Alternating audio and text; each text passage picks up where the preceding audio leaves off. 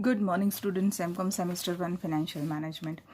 आज मैं आपको इस सब्जेक्ट जो 2021 का जो पेपर था लास्ट ईयर का, उसके हम कैलकुलेशन यानी सम सॉल्व करेंगे और साथ में मैं आपको पेपर स्ट्रेटजी, स्टाइल, थ्योरी जो भी साथ में आता जाएगा वो हम उसके फ्लो में हम एक्सप्लेन करते जाएंगे और समझते जाएंगे। Okay, let's start. Section 1 and section 2। Section 1 में आपको 2 क्वेश्चन अटैम्प्ट करने हैं 4 क्वेश्चन में से, जो आपका 20 मार्क्स का होगा, और सेक्शन 2 आपके MCQs हैं जो कंपलसरी हैं। अब सेक्शन 1 की अगर हम बात करें तो सेक्शन 1 में क्वेश्चन 1 पूरा थ्योरी है। आप देख सकते हैं फाइनेंशियल मैनेजमेंट का जो फर्स्ट चैप्टर है आपका वो है, that is your financial management first unit, और ये जो पूरा है that is your first question. So ideally you have to go with this. आपको ये जो चैप्टर है उसको आपको अच्छे से कर लेना है। Financial management overview, objective, goals, scopes, role of financial manager, the evolution of financial management, ये पूरा मतलब इसमें आपको कोई भी पॉइंट छोड़ना नहीं है।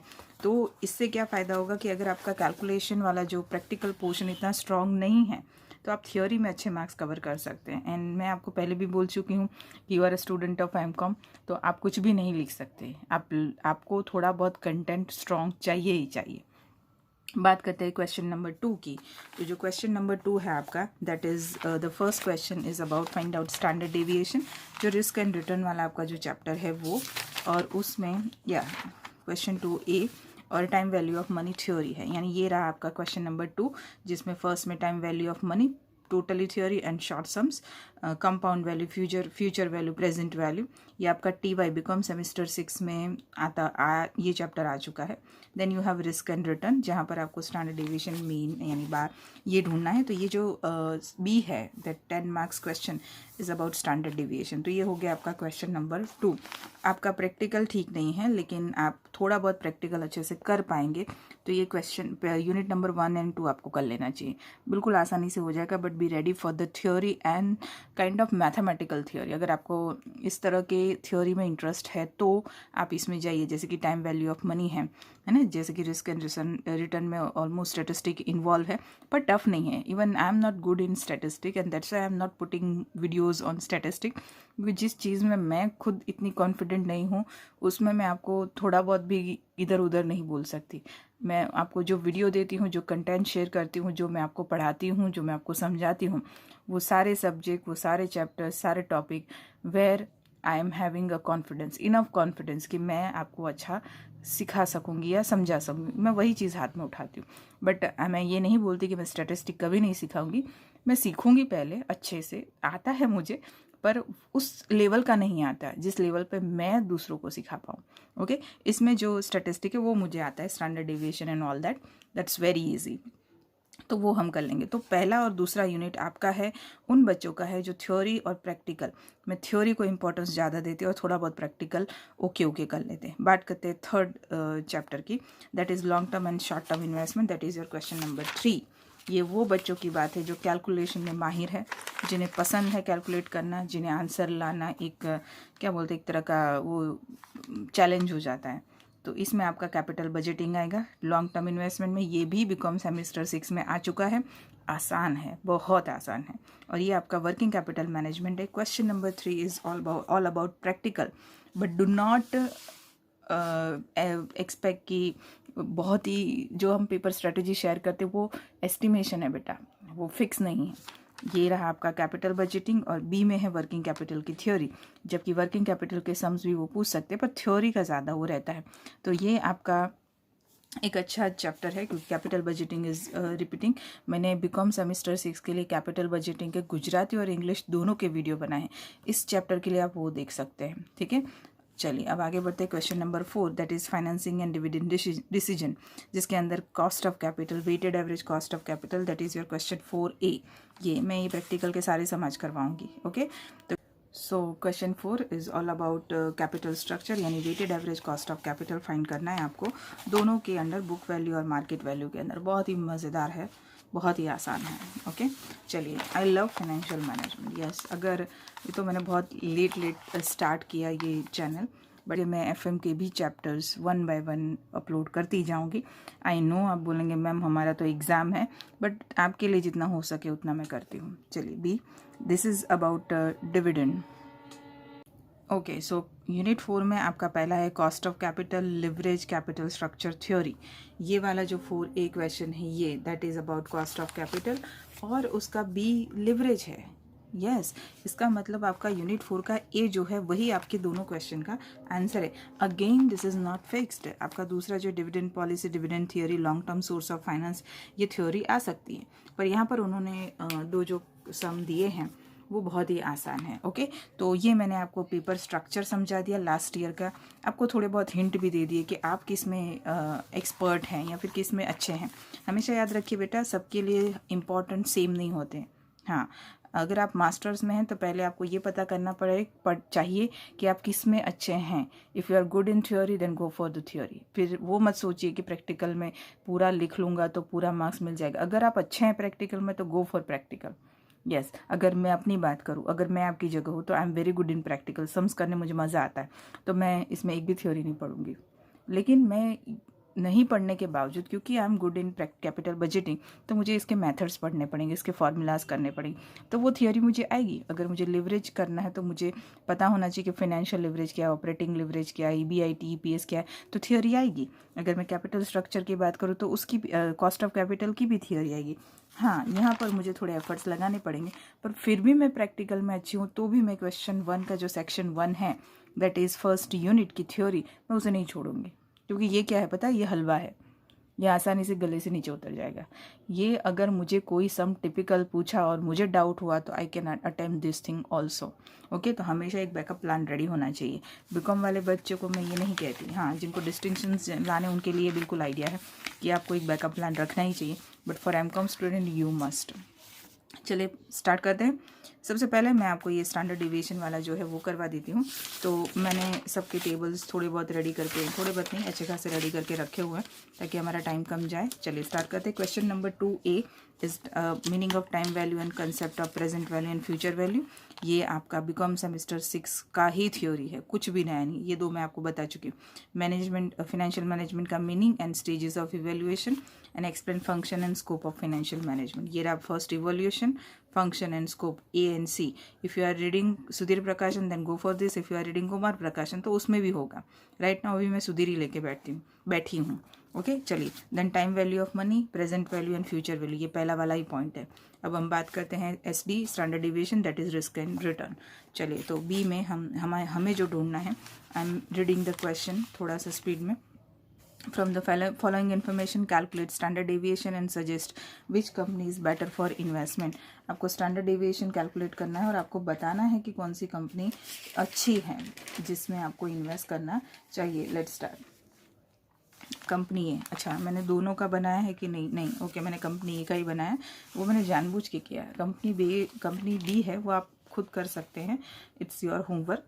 आप ये वीडियो देख के कंपनी बी करिए और उसका आंसर, उसका रिजल्ट जो भी है वो मुझे कमेंट बॉक्स में कमेंट करके बताइए कि मैम इसका आंसर ये है। This is your homework and you have to do it. हाँ स्टूडेंट्स, चलो कंपनी ए किस तरह का टेबल है, सिचुएशन दिया हुआ है, देखो टेबल भी मैं यहाँ से सिचुएशन 1 2 3, देन कंपनी ए अगर हम देखें दिस थिंग तो rate of return and probability दी है। चलिए, तो ये जो फर्स्ट आपका है that is rate of return. Then mean आपको फाइंड करना है। मीन आपका सिंपल सा मीनिंग होता है मीन का एवरेज। उसके बाद आपको इसमें से इसको डिडक्ट करना है। तो योर जो column number 3 is 1 - 2 R - R bar that is your mean. Column number 4 इसका स्क्वायर करना है, तो मैं यहाँ पे लिखती हूँ थर्ड कॉलम का square. This is your P यानी कि प्रोबेबिलिटी।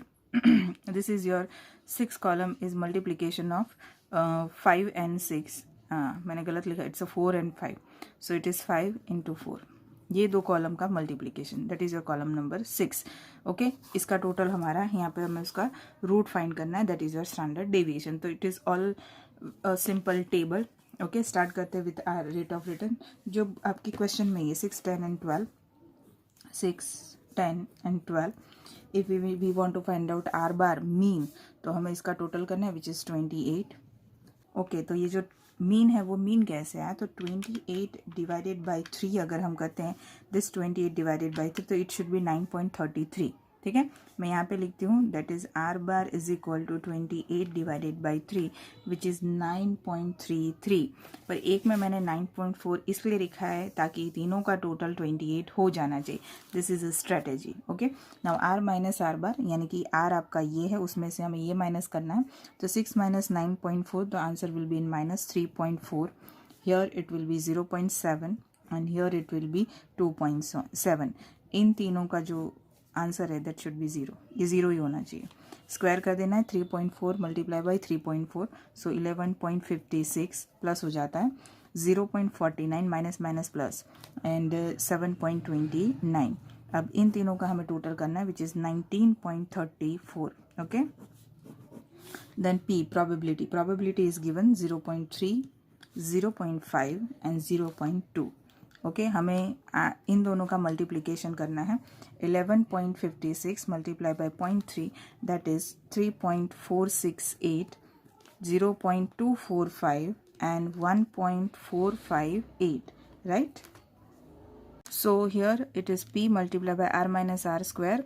तो वो कैसे करेंगे, तो column number 4 and 5, this is your column number 4, this is your column number 4 and this is your column number 5. तो 0.3 and 11.46, 0.49, 0.5, 7.29, 0.2 ये हो गया है मल्टीप्लिकेशन, राइट। और इसका अगर हम टोटल करते हैं then your total is 5.171। Okay, और अगर हम स्टैंडर्ड डेविएशन ढूंढते तो इसका हमें रूट निकालना है। तो मैंने लिखा हुआ है formula P multiply by R minus R square. Okay, तो यहाँ पर 5.171 और रूट अगर हम निकालते हैं तो 2.274। This is your answer of standard deviation. Okay, आपका स्टैंडर्ड डेविएशन का आंसर ए कंपनी का ये आया है। आपको इसी तरह कंपनी बी का भी स्टैंडर्ड डेविएशन ढूंढना है और दोनों कंपनी का स्टैंडर्ड डेविएशन ढूंढने के बाद आपको आंसर लिखना है। क्या आंसर लिखना है? स्टैंडर्ड डिविएशन क्या दिखाता है? Variability of the return and risk attach to the investment, यानी कि आपके इन्वेस्टमेंट के साथ जो रिटर्न और रिस्क अटैच है उसकी वेरिएबिलिटी दिखाता है, कितना अलग अलग है ये दिखाता है। यानी कि अगर आपका जिस कंपनी का स्टैंडर्ड डिविएशन ज़्यादा SD जिस कंपनी का ज़्यादा है वो company is considered as a more risky. मैं समझा इसलिए रही हूँ ताकि आप मुझे कमेंट बॉक्स में लिखेंगे कि मैम कंपनी ए रिस्की है या कंपनी बी, है ना। इस कंपनी का स्टैंडर्ड डेविएशन 2.274 आया है, कंपनी बी का स्टैंडर्ड डेविएशन ढूंढिए। अगर वो ज़्यादा है तो company B is considered as a more risky, यानी कि जिसका स्टैंडर्ड डेविएशन ज़्यादा है that company is considered as a more risky. Okay, तो ये हो गया हमारा क्वेश्चन 2B 10 मार्क्स। क्योंकि मैं आपको एक्सप्लेन कर रही हूँ इसलिए थोड़ा ज़्यादा टाइम लगा, आपको भी उतना ही लगेगा। क्यों? क्योंकि कंपनी यही मैंने करा है, आपको कंपनी बी भी करना है। ठीक है, चलो ये हो गया हमारा क्वेश्चन 2B। अब हम बात करते हैं अवर मोस्ट इंटरेस्टिंग। आपको लगेगा मैम इंटरेस्टिंग क्यों गया? कैपिटल बजटिंग अगर जिसको आ गया हो समझ में या फिर उसका फंडा जिसके खोपड़ी में घुस गया अच्छे से, उसके लिए ये सिर्फ एक क्या बोलते हैं, एक इंटरेस्टिंग पॉइंट है। चलिए शुरू करते हैं। Question 3A, Jessica Limited is considering two mutually exclusive proposal. The following information is available. Proposal A and Proposal B. Again, I am doing Proposal A and you guys are going to do Proposal B. Initial investment 80,000 1 lakh. Life अलग अलग है, estimated life इसकी 4 साल है और इसकी 5 साल है। Earning before depreciation and tax EBDT, ये आपको जिसको भी इन सब ये सारी चीज़ें समझने में डाउट है वो मेरा मार्जिनल कॉस्टिंग का फर्स्ट वीडियो जो है इस मेरे TY BCom के प्लेलिस्ट में चेक करो। मार्जिनल कॉस्टिंग का फर्स्ट वीडियो में मैंने ये सब एक्सप्लेन किया है। आपका EBDT earning before depreciation and tax दिया है। तो हम 4 साल की अगर हम बात करें तो ये रहा हमारा table. Proposal A, year, earning before depreciation and tax, मैंने नीचे सब लिखा हुआ डिटेल में। उसमें से सबसे पहले हम डेप्रिसिएशन माइनस करेंगे, that is profit before tax. वैसे तो ये मैं आपको पहले समझा चुकी हूँ, दैट इज़ इन TY, तो आपको यहाँ पे शॉर्ट में समझा रही हूँ। EBIDT, earning before interest depreciation and tax, सबसे पहले इंटरेस्ट माइनस होता है, पर ये आपका कैपिटल बजटिंग में नहीं आएगा। EBDT, earning before depreciation tax, उसमें से डेप्रिसिएशन माइनस होगा, that is EBT, earning before tax, उसमें से टैक्स माइनस होता है, that is your profit after tax. ये कहानी है। ओके, चलिए तो प्रॉफिट बिफोर टैक्स, उसमें से टैक्स माइनस करेंगे तो प्रॉफिट आफ्टर टैक्स, उसमें डेप्रिसिएशन ऐड करेंगे that is your cash flow, discounted factor से मल्टीप्लाई करेंगे that is your present value, cumulative present value इसकी ढूंढेंगे क्योंकि हमें एक मेथड ये भी बोली है, and cumulative PAT plus D that is your column number 4 का क्यूमुलेशन। चलो शुरू करते हैं। ईयर 4 प्रोजेक्ट ए में earning before depreciation tax that is given, तो मैं वैसा का वैसा ही लिख दे रही हूँ, 24,000, 28,000 and 32,000 and the last is 44,000। Okay चलिए आगे बढ़ते हैं। क्या बोला है उसने, the cost of capital is 10%, the company uses straight line method of depreciation. Method straight line भले दी हो पर क्योंकि यहाँ पर कोई डेप्रिसिएशन का रेट नहीं है तो हम एस्टिमेटेड लाइफ से डिवाइड करेंगे। चलिए and tax rate is 50%। Method कौन सी, net present value, profitability index, payback period and discounted payback period. Discounted factor यहाँ पर दिए हैं जो मैंने पहले ली थी। अब हमें इसकी कोई ज़रूरत नहीं है, हमें यहाँ पे सिर्फ इतना याद रखना है कि 50% टैक्स रेट है और डेप्रिसिएशन के लिए सिर्फ स्ट्रेट लाइन मेथड लिखा है। इसका मतलब एक ही वैल्यू ऑफ डेप्रिसिएशन हर साल आएगी, पर डेप्रिसिएशन ढूंढेंगे कैसे, सिंपल 80,000 डिवाइडेड बाय 4। क्यों, क्योंकि हमारे पास कोई रेट ऑफ डेप्रिसिएशन नहीं है। ओके तो मैं यहाँ पर आपकी समझ के लिए नीचे डेप्रिसिएशन लिख देती हूँ।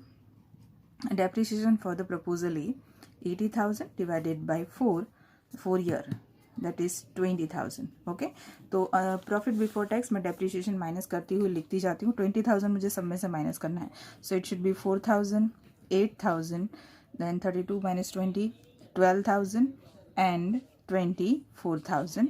Okay but after tax 50% tax rate है इसलिए मैं आधा कर देती हूँ, so it is 2,000, here it is 4,000, here it is 6,000 and here it is 12,000। इसमें क्या करना है, इसमें वापस डी ऐड कर देना है।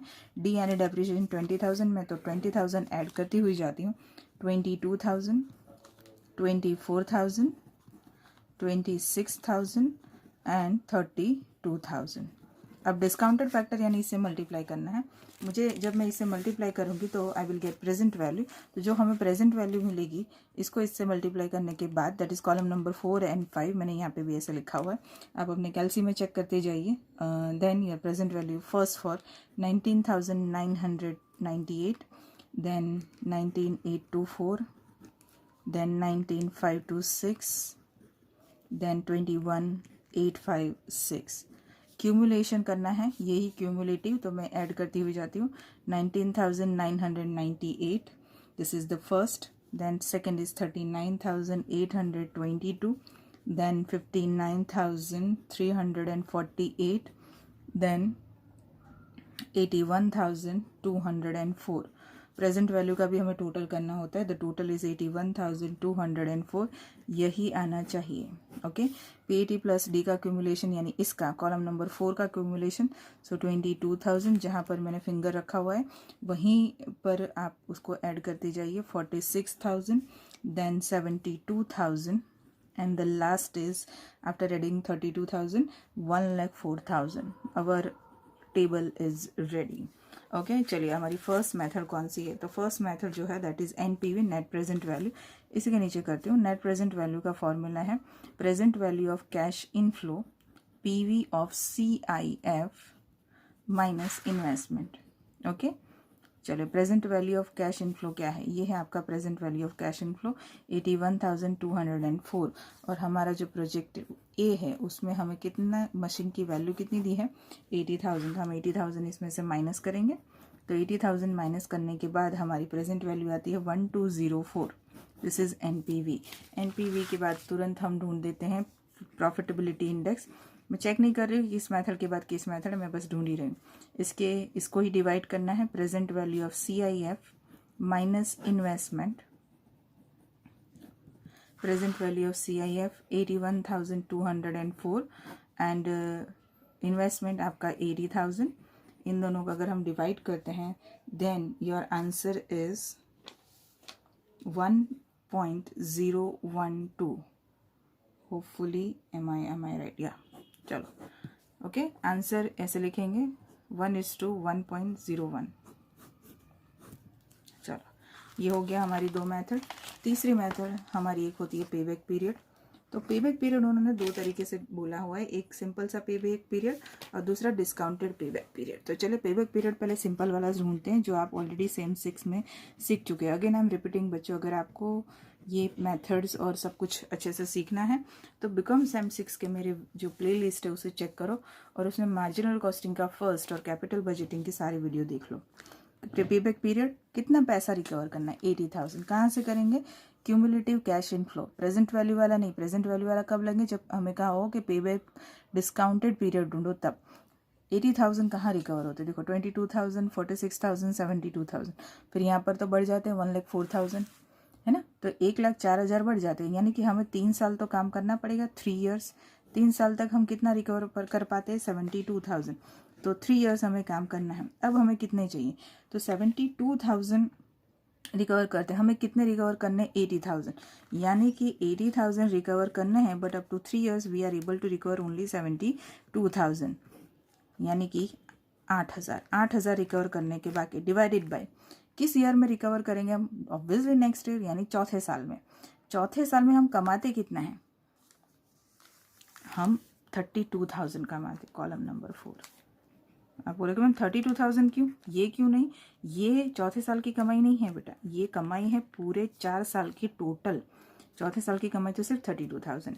सो 8,000 डिवाइडेड बाई 32,000, तो 3 ईयर्स एंड अगर हम इसको डिवाइड करें तो 0.25, so your answer will be 3.25 years. आप ये लिख देंगे, इसको मंथ में कन्वर्ट नहीं करेंगे तो भी आपको पूरे मार्क्स मिलेंगे। चलिए अब हमें जो दूसरी मेथड ढूंढनी है वो कही है डिस्काउंटेड पेबैक पीरियड। ये वाली मेथड सेम 6 में नहीं आप सीख चुके हैं और ना ही उसमें आती है। Discounted payback period, discounted payback period कैसे ढूंढेंगे हम, यही करेंगे बट डिस्काउंटेड कैश फ्लो का करेंगे, यानी कि इसका present value which is discounted cash in flow. Okay कितना रिकवर करना है, अगेन 80,000। तो कितने साल काम करेंगे, तो फर्स्ट ईयर इतना, सेकेंड ईयर इतना, थर्ड ईयर इतना, फोर्थ ईयर ज़्यादा हो जाता है, 80,000 की जगह 81,000, यानी 3 ईयर्स यहाँ पर भी काम करना है। ज़्यादा फर्क नहीं होता है, 2-3 महीनों का फ़र्क आता है। तो 3 ईयर्स अगेन एंड अब कमाना कितना है, 80,000। हम कमा कितना रहे हैं 3 ईयर्स तक, 3 ईयर्स तक हम कमा रहे हैं 59,348। कहाँ से आया, ये रहा 59,348। ओके तो हम उसे माइनस करेंगे, इतनी की हमें अब ज़रूरत है फोर्थ ईयर में। हम ये माइनस करते हैं तो हमारा जो आंसर है 20,652 आएगा।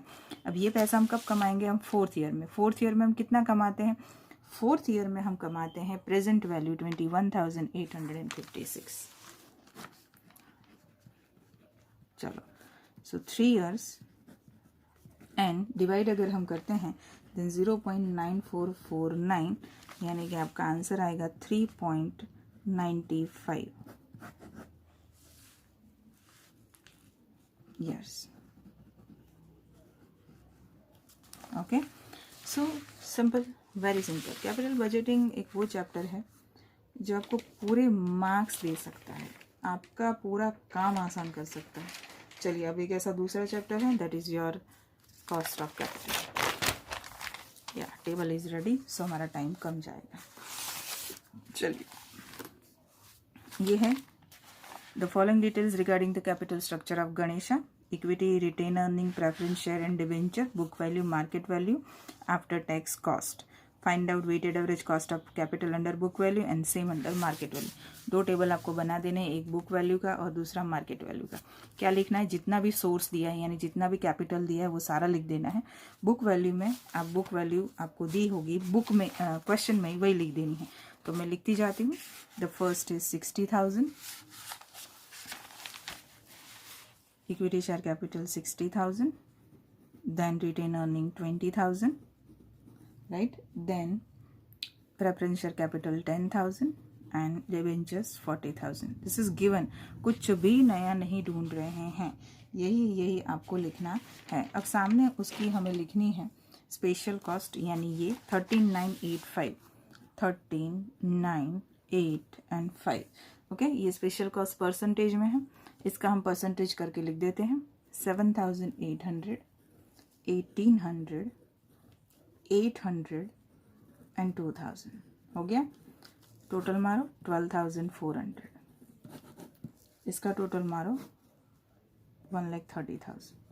हमें क्या ढूंढना है? Weighted average cost of capital for book value. तो बुक वैल्यू के हिसाब से आपकी वेटेड एवरेज कॉस्ट होती है, अब कितना कम इंटरेस्ट जो है स्पेशल कॉस्ट, दैट इज 12,400। आपकी टोटल कैपिटल कितनी है? 1,30,000 into 100, 9.54%। This is under book value. Okay, अब हम बात करते हैं मार्केट वैल्यू की। जरा सा ध्यान रखना है, लिटिल बिट बस, और आपका ये एकदम आसान। चलिए, क्या ध्यान रखना है मैं आपको बताती हूँ। अब जब हम मार्केट वैल्यू की बात करते हैं ना, तो उसने रिटेन अर्निंग में डैश किया हुआ है। क्यों किया हुआ है? क्योंकि रिटेन अर्निंग बाहर से नहीं लानी है। रिटेन अर्निंग का मतलब होता है आपने अभी तक जो प्रॉफिट कमाया उसमें से आप थोड़ा थोड़ा साइड में निकाल जाते। रिटेन रख दी हुई, गुजराती में राखी मुकेली, अर्निंग्स कमाई, है ना। तो ये नहीं है, बुक वैल्यू है। यानी कि हमें ये एस्टिमेट करनी पड़ेगी कि इसकी मार्केट वैल्यू इतनी हो सकती। वो हम कैसे करेंगे? तो देखो, equity share capital market value में कितनी दी है? 1,20,000।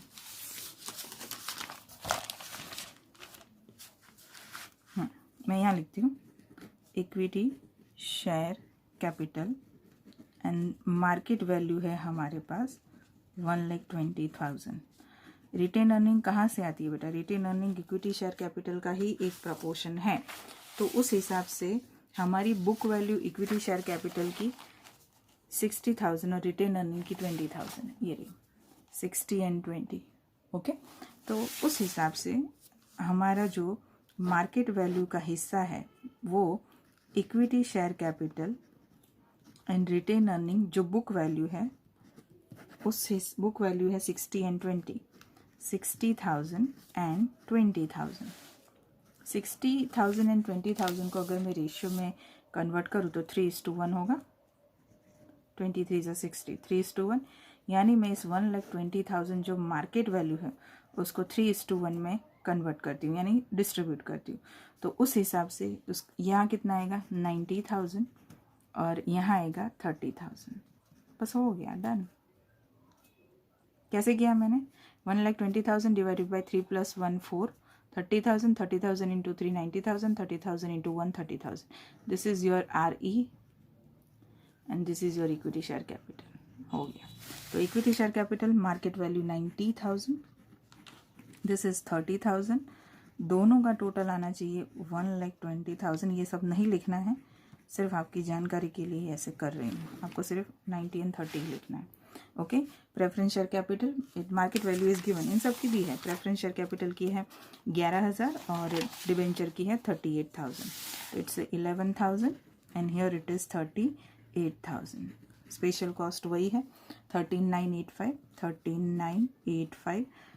उसको मैं मल्टीप्लाई करूँ तो फर्स्ट का आएगा 11,700, सेकेंड का आएगा 2,700, थर्ड का आएगा 880 और फोर्थ का आएगा 1,900। चलो टोटल मारते हैं 17,180 और इसका टोटल मारते हैं 1,69,000। कॉस्ट ऑफ कैपिटल के लिए क्या करेंगे? This is your BV book value और उसी तरह market value.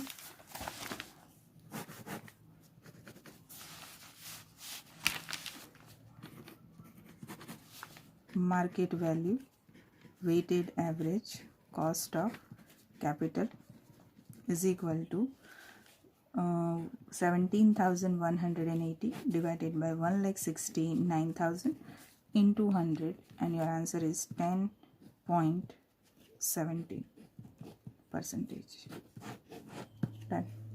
As simple as that. Okay. तो ये हो गया हमारा weighted average cost of capital, book value and market value।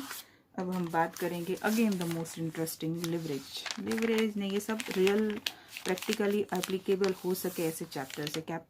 Weighted average cost of capital, leverage, capital budgeting. आज की तारीख में भी अगर मैं आपको बात कहूँ तो ये सारे चैप्टर्स बहुत ही इंपॉर्टेंट हैं। This is your capital budgeting question, here it is your standard deviation question 2B and here it is weighted average cost of capital. और अब हम बात करेंगे लिवरेजेस की। चलिए, लिवरेजेस में द बैलेंस शीट ऑफ खुशी लिमिटेड। एंड आपको बैलेंस शीट जो है वो बहुत ही सिंपल बैलेंस शीट है. उसमें equity, debenture, reserve and surplus and current liabilities है.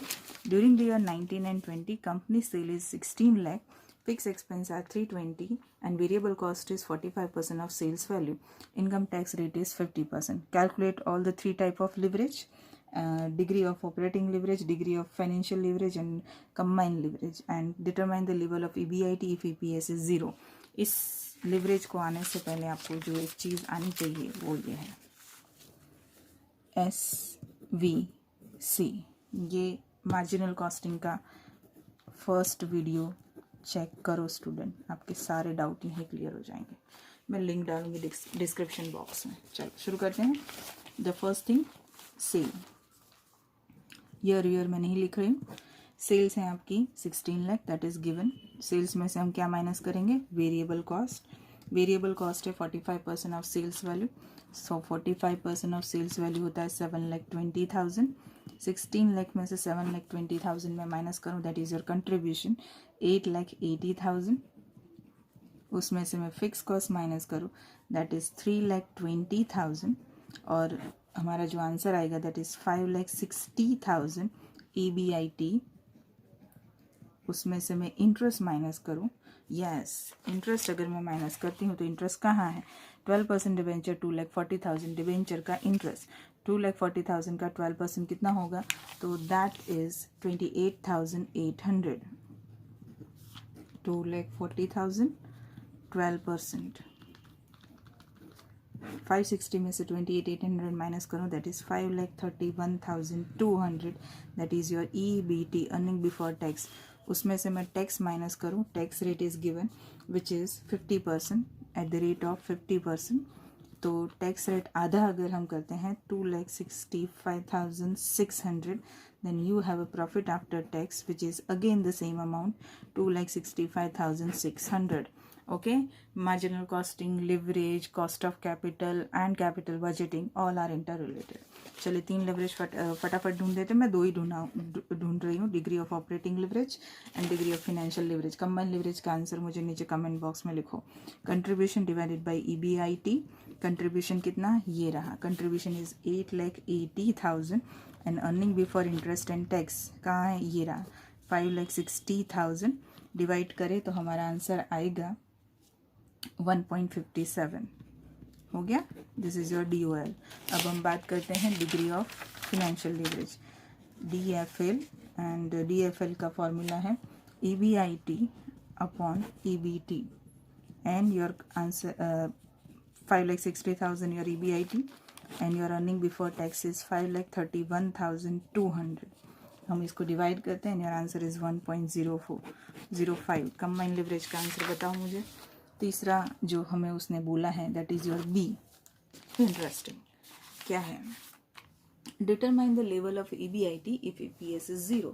अगर आपका अर्निंग पर शेयर 0 हो तो आप बताओ कि आपका EBIT क्या होगा.